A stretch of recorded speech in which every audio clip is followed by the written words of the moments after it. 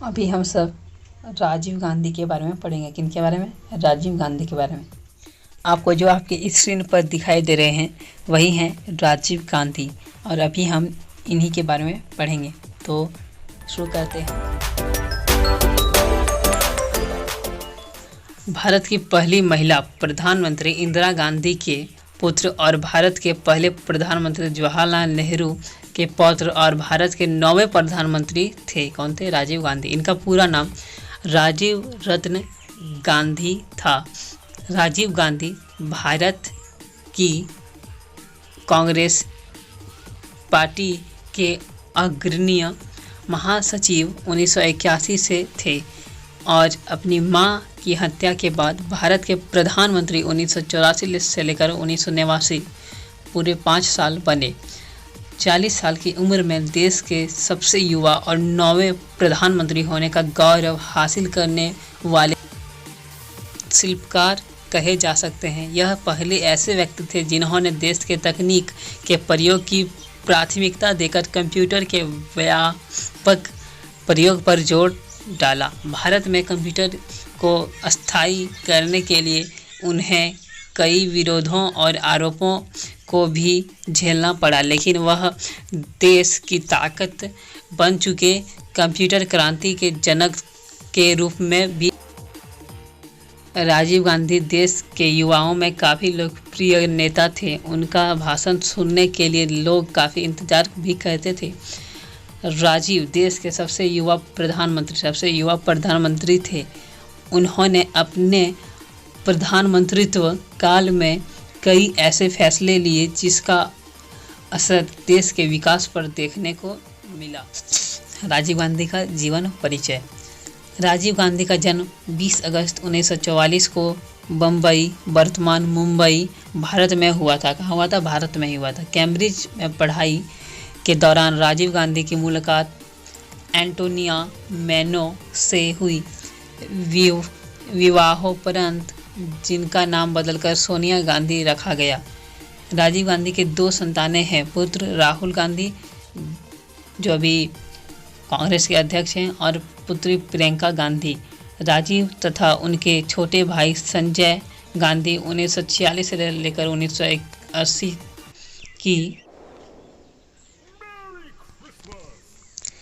शिक्षा दीक्षा देहरादून के प्रतिष्ठित दून स्कूल में हुई थी। इसके बाद राजीव गांधी ने लंदन के इंपीरियल कॉलेज में दाखिला लिया तथा कैम्ब्रिज विश्वविद्यालय 1965 से इंजीनियरिंग पाठ्यक्रम पूरा किया। भारत लौटने पर उन्होंने व्यावसायिक पायलट का लाइसेंस प्राप्त किया और 1968 से इंडियन एयरलाइंस में काम करने लगे। राजनीतिक सफ़र। राजीव गांधी ने अपनी राजनीतिक आरुचि के बाद भी मां इंदिरा गांधी के आदेश पर राजनीति जीवन शुरू किया। छोटे भाई संजय के स्थान पर 1981 में अमेठी से पहला चुनाव जीता और लोकसभा में पहुंचे। जब तक उनके भाई जीवित थे, राजीव राजनीति से बाहर ही रहे, लेकिन एक शक्तिशाली राजनीति व्यक्तित्व के धनी संजय की 23 जून 1980 को एक वायुयान दुर्घटना में मृत्यु हो जाने के बाद तत्कालीन प्रधानमंत्री इंदिरा गांधी राजीव को राजनीतिक जीवन में ले आई। जून 1981 में वह लोकसभा उपचुनाव में निर्वाचित हुए और इसी महीने युवा कांग्रेस की राष्ट्रीय कार्यकारिणी के सदस्य बन गए। राजनीतिक पृष्ठभूमि होने के बावजूद राजीव गांधी ने कभी भी राजनीति के रुचि नहीं। भारतीय राजनीति और शासन प्रवेश केवल हालात में राजीव गांधी की देन है। दिसंबर 1984 के चुनावों में कांग्रेस को जबरदस्त बहुमत हासिल हुआ। इस जीत की नेतृत्व भी राजीव गांधी ने ही किया। अपने शासनकाल में उन्होंने प्रशासनिक सेवाओं और नौकरशाही में सुधार लाने के लिए कई कदम उठाए। कश्मीर और पंजाब में चल रहे अलगाववादी आंदोलनकारियों को हतोत्साहित करने के लिए राजीव गांधी ने कड़े प्रयत्न किए। भारत की गरीबी के स्तर में कमी लाने और गरीबों की आर्थिक सुधारने के लिए 1 अप्रैल 1989 को राजीव गांधी ने जवाहर रोजगार गारंटी योजना को लागू किया, जिसके अंतर्गत इंदिरा आवास योजना और 10 लाख कुआं योजना जैसे कई कार्यक्रमों की शुरुआत की। असाधारण व्यक्तित्व। कोई व्यक्ति मानसिक रूप से कितना सुदृढ़ हो सकता है, इसका मिसाल राजीव गांधी थे। पहले छोटे भाई की मृत्यु और 4 वर्ष बाद मां की नृशंस हत्या, इस सब के बाद भी उनके कदम डगमगाए नहीं और वे और शक्ति के साथ भारत निर्माण की मंजिल की ओर बढ़ते गए। इंदिरा गांधी की मृत्यु के बाद लोकसभा में कांग्रेस का पूर्ण बहुमत था। राजीव गांधी लोकसभा के निर्वाचित सदस्य थे, फिर भी राजनीतिक शुचिता का परिचय देते हुए उन्होंने पुनः लोकसभा में चुनाव समय पूर्व करवाया, ताकि कोई यह अंगुली न उठा सके कि जनता ने इंदिरा गांधी को देखकर कांग्रेस को बहुमत दिया था, राजीव को नहीं। और राजीव गांधी के नेतृत्व में भारत के लोकतंत्र में इतिहास में कांग्रेस ने 542 में 411 मतलब 542 में 411 सीटें जीतकर एक नया रिकॉर्ड बनाया। राजीव गांधी के गद्दी संभालने के समय उन्हें आतंकवाद से जलता झुलसता भारत मिला था। उत्तरी भाग में पंजाब और उत्तर पूर्व में असम जैसे राज्य के आम नागरिक आतंकवादी और आतंकी घटनाओं से संघर्ष कर रहे थे और यह राजीव गांधी के लिए एक बड़ी पीड़ा का कारण था। उन्होंने पंजाब में आतंकवाद के हल करने की दिशा में अग्रसर होते हुए संत हरचरण सिंह लोगोवाला से आग्रह किया कि ऐसा कुछ सार्थक किया जाए कि जिसके परिणाम स्वरूप पंजाब की जनता को आतंक की आग से बचाया जा सके।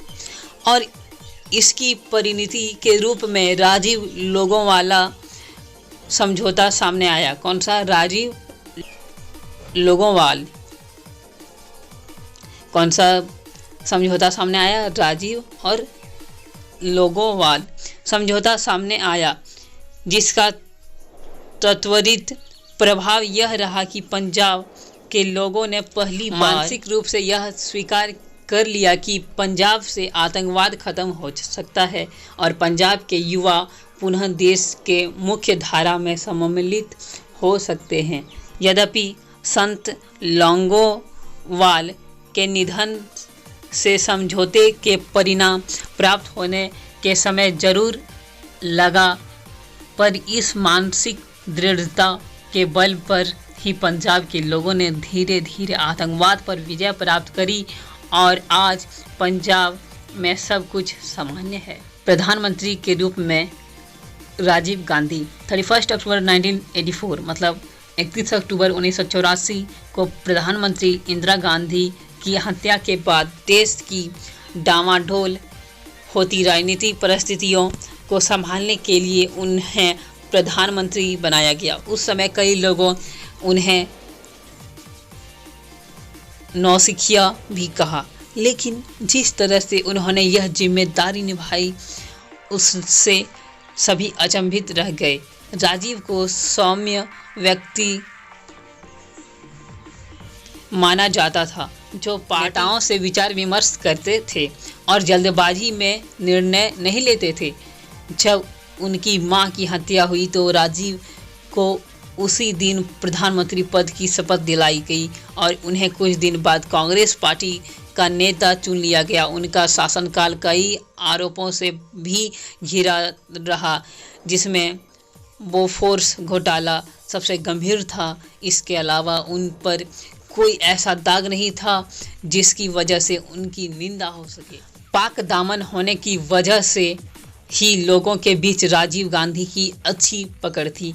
श्रीलंका में चल रहे लिट्टे और सिंघालियों के बीच युद्ध को शांत करने के लिए राजीव गांधी ने भारतीय सेना को श्रीलंका में तैनात किया, जिसका प्रतिकार लिट्टे ने तमिलनाडु में चुनावी प्रचार के दौरान राजीव गांधी पर आत्मघाती हमला करवाया और 21 जून 1991 को सुबह 10 के करीब एक महिला राजीव गांधी से मिलने के लिए स्टेज पर गई और उनके पांव छूने के लिए जैसे ही झुकी, उनके शरीर में लगा RDX फट गया। इस हमले में राजीव गांधी की मौत हो गई। देश में राजीव गांधी की मौत के बाद बहुत बड़ा रोष देखने 25 जुलाई 1987 से 26 जून 1988 विदेश मंत्रालय का भी कार्यभार संभाला। 22 अगस्त 1987 से लेकर 10 नवंबर 1987 तक जल संसाधन मंत्रालय का कार्यभार भी संभाला। मई 1989 से जुलाई 1989 संचार मंत्रालय का भी कार्यभार संभाला।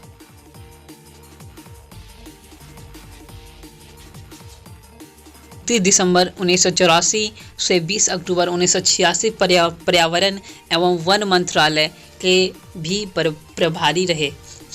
25 दिसंबर 1985 से लेकर 24 जनवरी 1987 तक रक्षा मंत्रालय के भी प्रभारी रहे। से लेकर 4 जून 1986 तक परिवहन मंत्रालय के भी प्रभारी।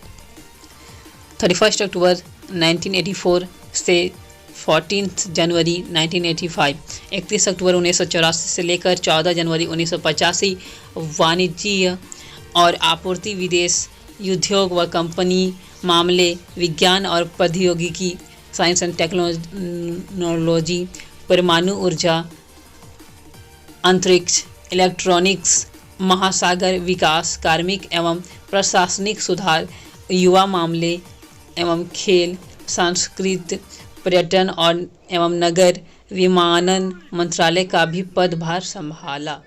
राजनीतिक सफर और पद। 1981 में लोकसभा 7वीं के लिए निर्वाचित।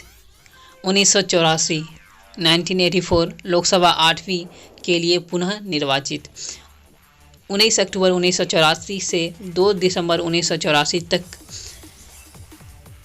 प्रधानमंत्री एवं अन्य सभी मंत्रालय विभाग जो कि अन्य किसी मंत्री को आवंटित किए गए। 25 जुलाई 1987 से 26 जून 1988 विदेश मंत्रालय का भी कार्यभार संभाला। 22 अगस्त 1987 से लेकर 10 नवंबर 1987 तक जल संसाधन मंत्रालय का कार्यभार भी संभाला। मई 1989 से जुलाई 1989 संचार मंत्रालय का भी कार्यभार संभाला। 1989 लोकसभा 9वीं के लिए तीसरी बार निर्वाचित हुए। 18 दिसंबर 1989 से 24 दिसंबर 1990 तक लोकसभा 9वीं में विपक्ष के नेता बने। 24 जनवरी 1990 सदस्य सामान्य प्रयोजन समिति। 1991 लोकसभा 10वीं के लिए चौथी बार निर्वाचित हुए। और ये सब जितने थे ये सब थे उनके उपलब्धियां और पद। अब उनके योगदान के बारे में पढ़ते हैं। योगदान। राजीव गांधी ने अपनी इच्छा के विपरीत राजनीति में आए थे। वह खुद राजनीति को भ्रष्टाचार से मुक्त कराना चाहते थे, लेकिन यह विडंबना ही है कि उन्हें भ्रष्टाचार की वजह से ही सबसे ज़्यादा उन्होंने देश में कई क्षेत्रों में नई पहल और शुरुआत की, जिनमें संचार क्रांति, कंप्यूटर क्रांति, शिक्षा का प्रसार, 18 साल की युवाओं को मताधिकार, पंचायती राज आदि शामिल हैं। राजीव ने कई साहसिक कदम उठाए, जिनमें श्रीलंका में शांति सेना को भेजा जाना, असम समझौता, पंजाब समझौता, मिजोरम समझौता आदि।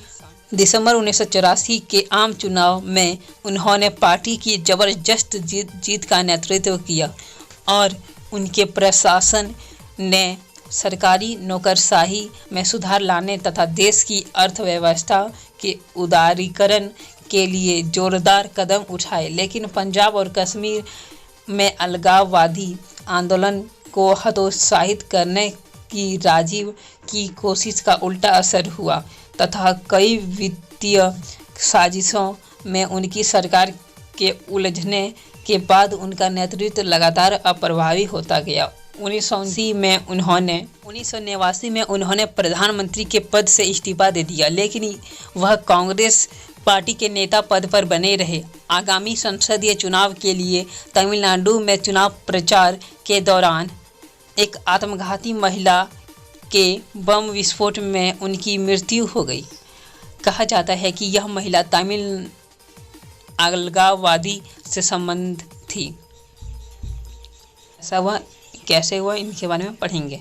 अपने राजनीतिक फैसलों से कट्टरपंथियों को कर चुके राजीव पर श्रीलंका में सलामी